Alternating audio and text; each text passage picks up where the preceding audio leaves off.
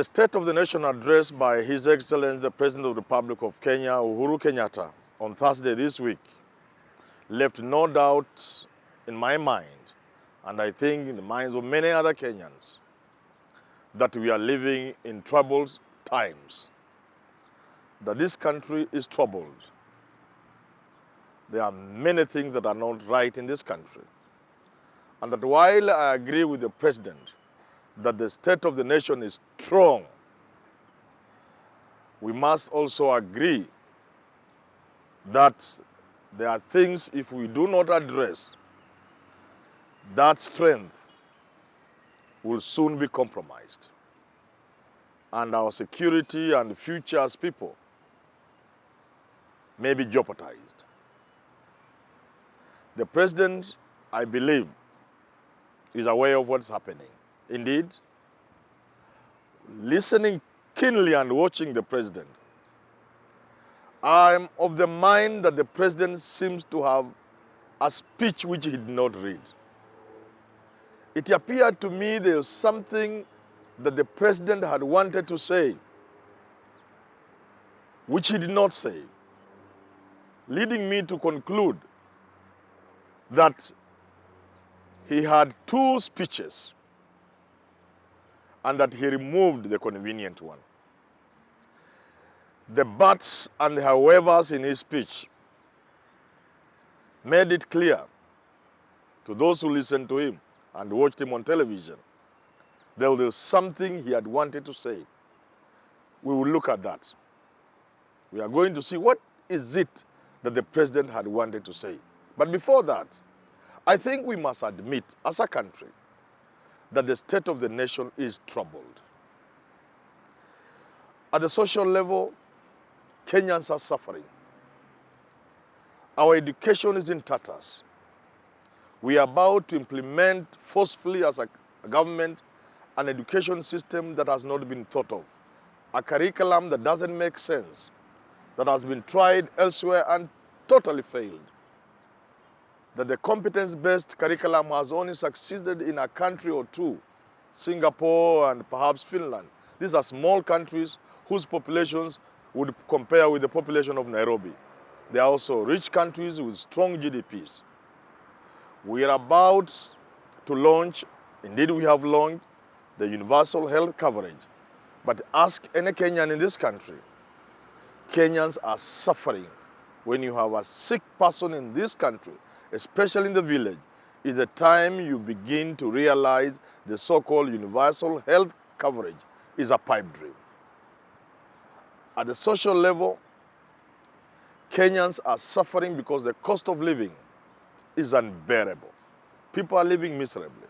A recently released report, I think by the World Bank, says that about 51% of Kenyans go to bed hungry or almost hungry.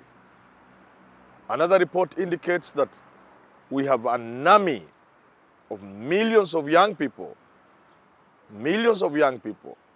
who have no jobs, a good number of them quite employable, a good number of them with college education, meaning we are living and sitting on a time bomb. The state of the nation, therefore, is such that we have a small problem. We have a small problem. We need to address this small problem, and if we don't address this problem, we'll suffer.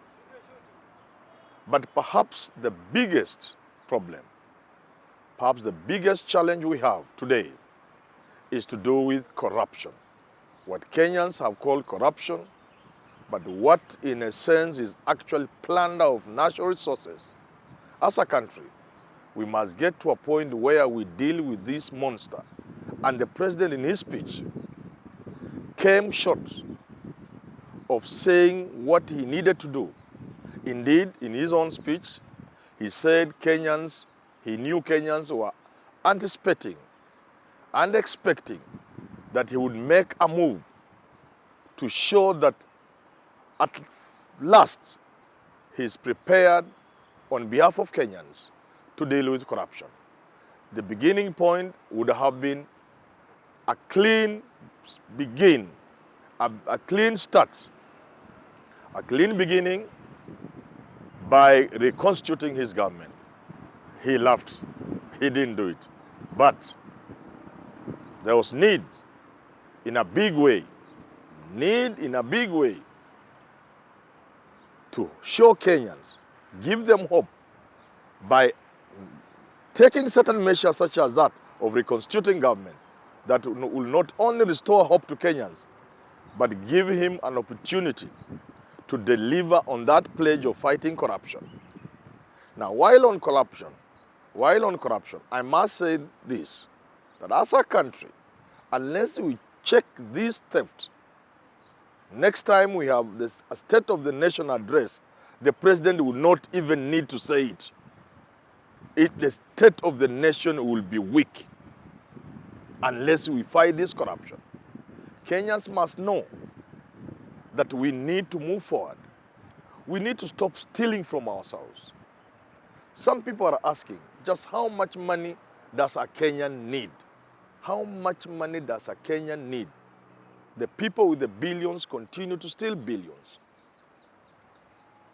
They are not mindful what that is doing to this country. Every government policy, every government project is about stealing. Take the Huduma number, for example. The Huduma number would have been a good idea. I am for that idea if it can help us check corruption. Because once we have everybody in the system, then nobody will ever enter into a deal, buy land, buy a car, without being known that you are doing that, you are registering and following up with where that money came from. If the Huduma number is well synchronized, it will help us deal with some of the challenges we have. Then we reduce our currency so that we remove the 1,000 notes, we remove the 500 note, we remain with the 200 notes, so that all Kenyans will do transaction in a digital manner through the bank. This will help us fight corruption, fight even money laundering, fight drug dealers who are destroying our children. So the Huduma number is a good idea. But look at it. It is a business intended for somebody to make money. We play with even our own security in the name of making money. Somebody comes up with an idea. They want to construct a wall to separate Kenya from Somalia. You wonder, surely. Kenyans and their Somali brothers have been neighbors. They are one and the same. Why would you put a wall between them? A physical barrier. Look at the challenges Trump is facing in America. The answer is simple. Because some Kenyans have sat somewhere and seen this as a deal to make money. So they say, let's have a wall between Kenya and Somalia. Not because it's necessary. They even know the Al-Shabaab you are chasing are not in Somalia. They are in Kenya here. So why are you constructing a physical barrier? They know that crime is on the internet today. But it is a scheme for people to make money. And look what, 10 kilometers are here, some billions gone. So unless we stop these schemes of stealing from ourselves, we'll destroy our country. Upon reflection, however, my mind has gone back to the Ghana of Jerry Rawlings. There were people just like us in this country, clever thieves, well protected, with a wall around them. You couldn't penetrate the corrupt in Ghana. They had the best lawyers. They compromised the courts. But I think God gave Ghanaians Jerry Rawlings. He dealt with them.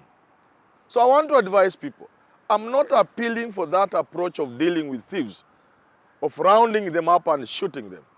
But sometimes you, as a Kenyan, you feel so depressed that you think that could be a good approach. However, I'm not saying we will shoot our thieves.